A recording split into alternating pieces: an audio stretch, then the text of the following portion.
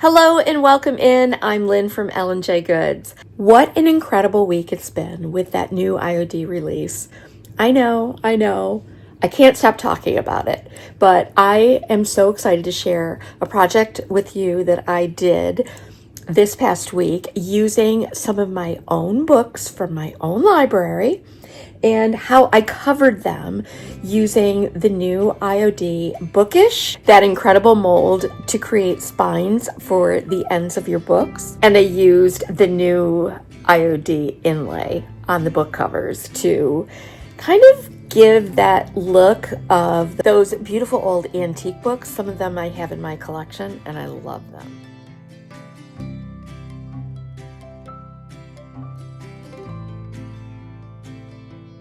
What kind of bird was that? I don't know. I found it out in the leaf pile. It must have got mixed in with the leaves last fall. Now let's get started on those book projects. These are books from my own personal collection. I love them, I use them, I refer to them, and I just want to make them pretty. I've prepped them for their makeover with a coat of Debi's DIY White Swan paint. This is the new IOD mold called Bookish. It's a book spine that you can customize to fit the size of your books. I am going to use the air dry clay with these books so that I can easily modify them for the length of the spine. Later in this video, I'll show you how I use Alumilite casting resin to create a resin spine for one of my books. It's quite easy to customize the spine length when you're using air dry clay. I fit the mold casting in place and then I cast another end of that same mold and cut it to length to fit the empty space. Also, the beauty is you can customize them to fit any space that you want to on the spine of the book. Isn't that brilliant? Once I've determined the layout of each of my mold pieces, I'm going to glue them with Pentart's Heavy Body Gel.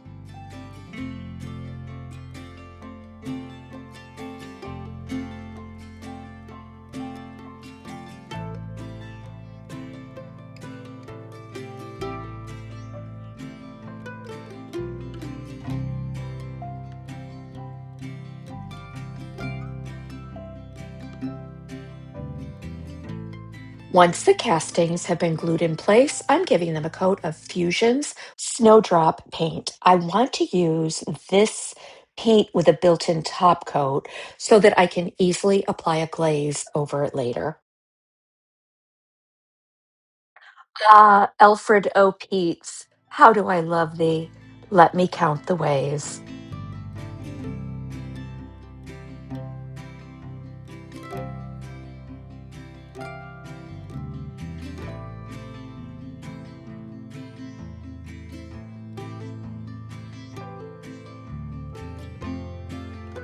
Now I'm going to select my inlay sheets to fit the book covers. I really want to have like a bordered edge along the spine and then fill in the rest of the book with one of the other beautiful patterns.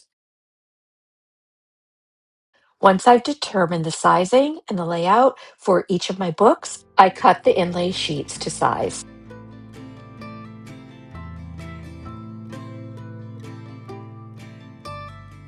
I'm applying the inlays to one side of the books first. I'll allow those to dry, and then I'll do the back covers of the books. Apply a coat of Debi's DIY White Swan paint in an even layer across the book cover.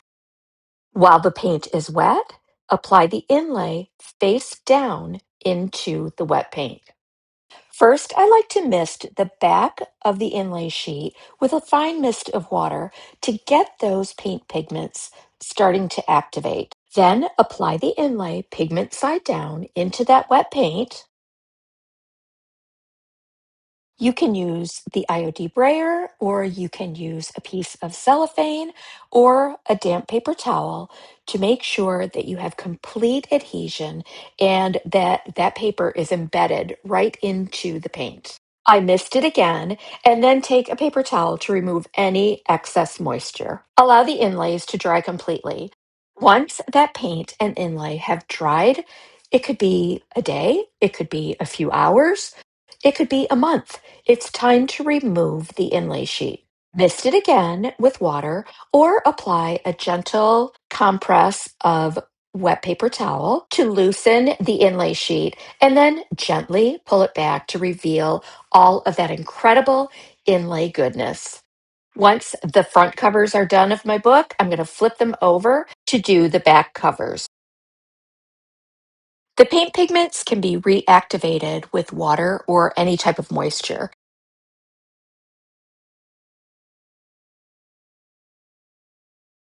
One of my neighbors just contacted me to come take a look at some things in a cottage that belonged to her aunt. So I'm gonna go take a peek and see if I can find any good stuff. My cousin made me that. Now, the Buffalo Bill next to the seahorses. I'm a little eclectic. Like anything I can pick, I do. Okay, not bad. I found a few things.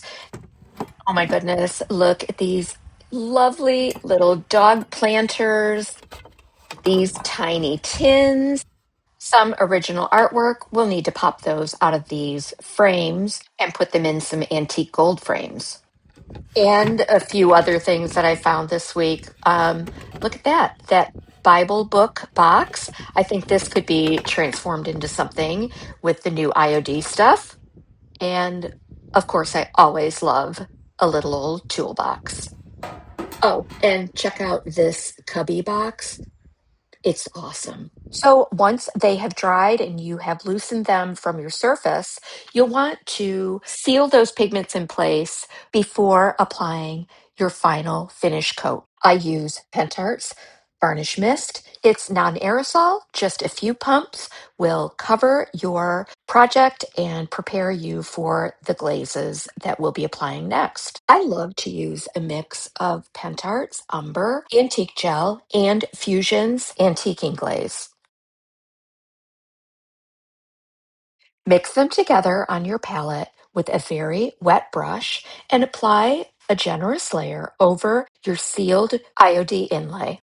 Then wipe away any excess glaze with a damp paper towel.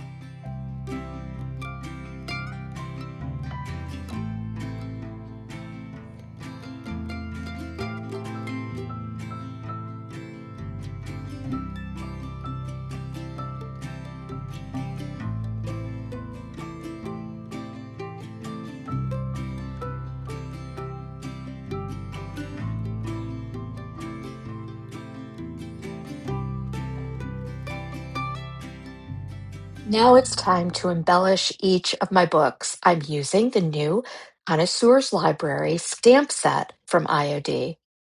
You can find each of the products that I've used today in this video in the description box below.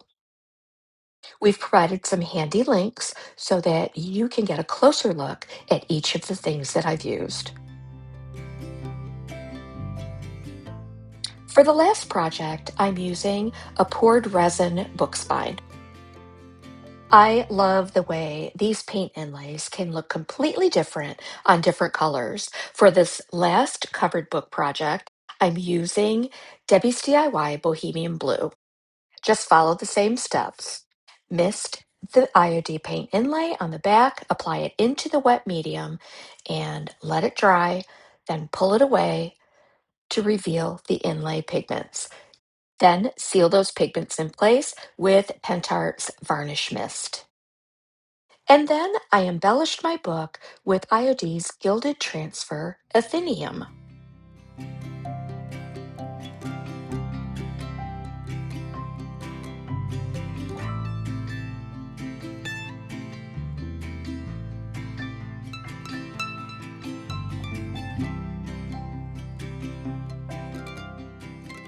I'm applying a little bit of Pentart Gold Wax to the raised detail on the book spine.